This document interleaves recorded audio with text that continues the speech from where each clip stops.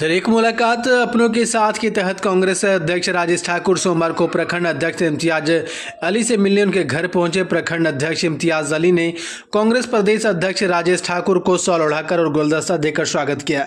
वहीं कांग्रेस प्रदेश अध्यक्ष राजेश ठाकुर ने कहा कि हम युवा कांग्रेस के साथ खड़े हैं, आने वाले विधानसभा चुनाव में युवाओं के दम पर जीत दर्ज करेंगे।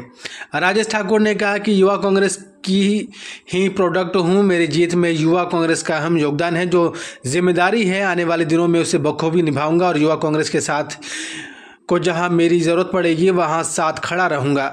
वहीं युवा कांग्रेस के एक एक साथी को मजबूत करने की आवश्यकता है, इसके लिए वह हर संभव कोशिश करेंगे। आप जानते हैं कि पूरा जो कांग्रेस का कार्यक्रम चलता है, जो समस्या होती है, जो समाधान होता है, वो सभी प्रखंड अध्यक्षों के माध्यम से होता है। चुनाव में, अन्य कार्यक्रमों में इनकी भूमिका बहुत महत्वपूर्ण होती है, लेकिन सौभाग्य से कहिए या दुर्भाग्य से इनके घर तक हम लोग पहुंच नहीं पाते हैं। तो एक हमारी सोच थी कि एक मुलाकात अपनों के साथ कार्यक्रम चला करके जिस भी ज़िले में जाएं और जो भी उस रूट में जिन प्रखंड अध्यक्षों का घर पड़ता है उनसे मुलाकात की जाए और ये समझने का प्रयास किया जाए कि जो सबकी समस्या को दिन रात समझने में लगाते हैं अपना समय, वो कितनी समस्याओं से जूझ रहे हैं। तो उस निमित्त आज धनबाद में सभी प्रखंड अध्यक्ष जो संभव हो पाएगा उन सबके यहाँ जाऊंगा और सबसे उनके घर पे जाकर के मुलाकात करनी है। तो एक मुलाकात, अच्छी मुलाकात हो अपनों के साथ, उस निमित्त मैं यहाँ आया हूँ। विधानसभा चुनाव पर बताइए। देखिए, अभी तुरंत लोकसभा चुनाव हुआ है। हम लोगों ने जो प्रदर्शन किया है उसको आप ये कह सकते हैं कि 20 वर्षों के बाद एक अच्छा प्रदर्शन हुआ है और हमें बेहतर करना है। तो उस बेहतर को करने के लिए कैसे जो उम्मीदवार होते हैं और जो प्रखंड अध्यक्ष, मंडल अध्यक्ष और पंचायत अध्यक्ष होते हैं, जो बूथ अध्यक्ष होते हैं, उनसे बढ़िया समन्वय स्थापित हो और उस समन्वय के आधार पर जीत सुनिश्चित हो, उस निमित्त अब हम लोग ज़्यादा प्रयास कर रहे हैं। हमारा संगठन पहले से मजबूत है। 50,000 लोग पंचायत तक पदाधिकारी हैं, उनका हमारे पास टेलीफोन नंबर है, नाम है, पता है। तो हमारी एक कोशिश ये भी है कि अगर हम प्रखंड अध्यक्ष के घर पे जा रहे हैं तो हमारे जिला अध्यक्ष भी निश्चित रूप से मंडल अध्यक्ष और पंचायत अध्यक्षों तक जाने का काम करेंगे। जो प्रखंड अध्यक्ष है वो भी बूथ अध्यक्ष तक जाने का काम करेंगे।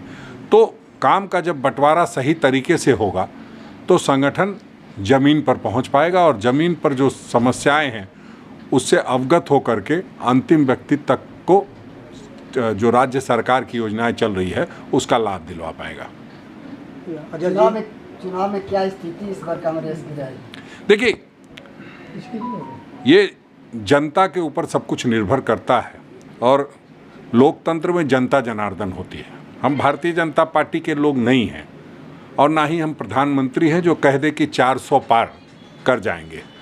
ये जनता के हाथ में होती है बात। हम लोग उस निमित्त जनता के जो समस्याओं का समाधान है उसके प्रति संजीदगी से काम करते हैं। जो सरकार की योजनाएं, लगातार अच्छी योजनाएं चल रही है, आप देख रहे हैं किस तरह से बुजुर्गों को सम्मान दिया जा रहा है पेंशन के तौर पे। जिनका कोई देखने वाला नहीं है उनको 1,000 रुपये की राशि दी जाती है। महिलाओं को 50 वर्ष से ऊपर में ही दी जा रही है।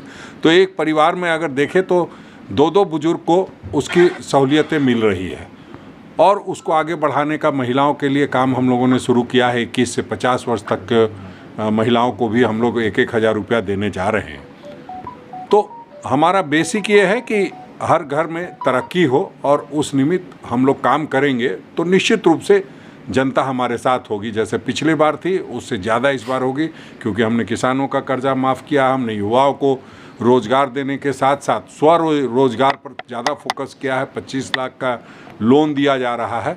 तो आने वाले समय में हम समझते हैं कांग्रेस और इंडिया गठबंधन मजबूती के साथ जनता के बीच रहेगी। इस बार इंडिया गठबंधन कितने सीटों पर अपना लक्ष्य रखेगी? देखिए, लक्ष्य हमेशा 81 का होना चाहिए। अगर लक्ष्य कोई 50 का हो, 60 का हो तो ये ठीक नहीं है। तो लक्ष्य तो हमारा 81 का है। अब जनता कितना हमें आशीर्वाद देती है, कितना समर्थन देती है, कितना सहयोग करती है, वो आने वाला समय बताएगा। लेकिन हम लोग प्रयासरत हैं कि हम 81 सीटों पर इंडिया गठबंधन के तहत पूरी मजबूती के साथ चुनाव लड़ें। धन्यवाद। अभी जैसे मुख्यमंत्री के आदेश पर धनबाद विधायक पे 11 आदमी और नौजवान और 12 के हाथ पर केस हुआ है, जो जमीन दलित महिला को धमकाने आरोप में। देखिए, ये बहुत दुखद घटना है। जो न्याय देने वाले लोग जब अन्याय करने लगेंगे तो निश्चित रूप से चिंता का विषय है।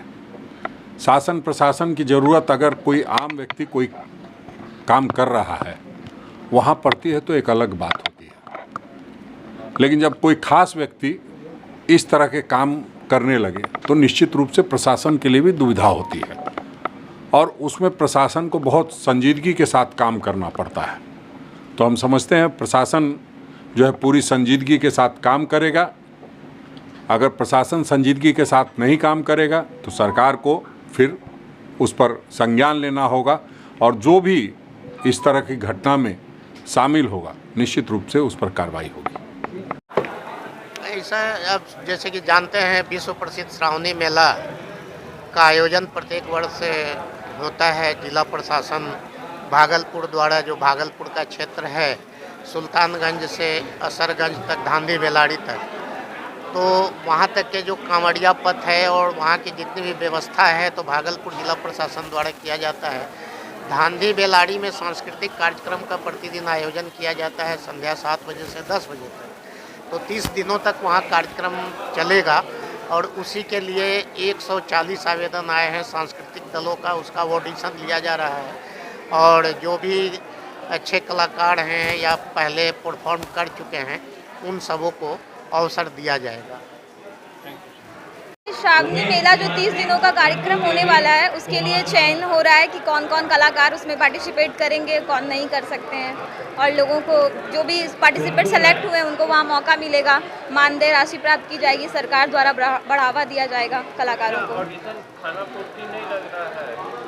जी, थोड़ा बहुत तो कह सकते हैं कि थोड़ा व्यवस्थित तरीके से होना चाहिए था क्योंकि लोगों की बहुत ज़्यादा भीड़-भाड़ हो चुकी है। ऑडिशन के लिए लगभग 300 लोगों ने फॉर्म डाला है, तो 300 लोगों की व्यवस्था तो यहाँ पर नहीं है, लेकिन उसमें से कुछ लोग ऑलरेडी चयनित किए गए हैं।